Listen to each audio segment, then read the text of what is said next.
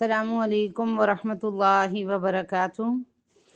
اپنی زندگی میں ہی اپنی قبر کی فکر کر لیں، کچھ ایسے اعمال کر جائیں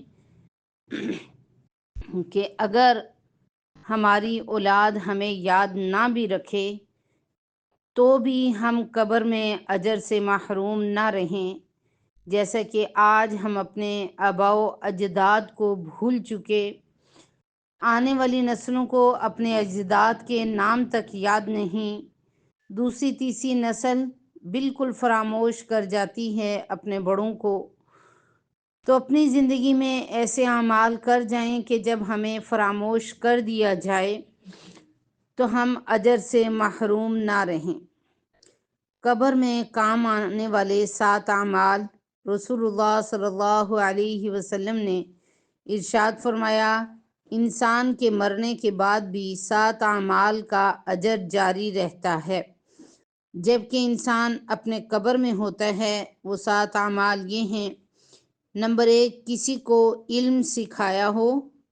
نمبر 2، نہر کھود کر پانی جاری کروایا ہو۔ نمبر 3، پانی کا کنواں بنوایا ہو۔ نمبر 4، درخت لگایا ہو۔ نمبر 5، مسجد بنوائی ہو۔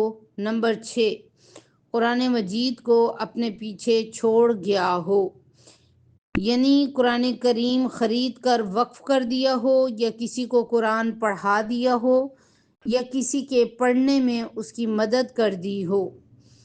نمبر 7، اپنے پیچھے نیک اولاد چھوڑی ہو جو اس کے مرنے کے بعد اس کے لیے دعائے مغفرت کرتی ہو۔ اللہ ہم سب کو ایسے اعمال کرنے کی توفیق عطا فرمائے جس سے ہم قبر میں ہمارے لیے صدقہ جاریہ کے طور پہ جاری رہیں اعمال، اور ہمارا یہ اعمال کا سلسلہ بند نہ ہو۔ آمین ثم آمین۔ السلام علیکم ورحمۃ اللہ وبرکاتہ۔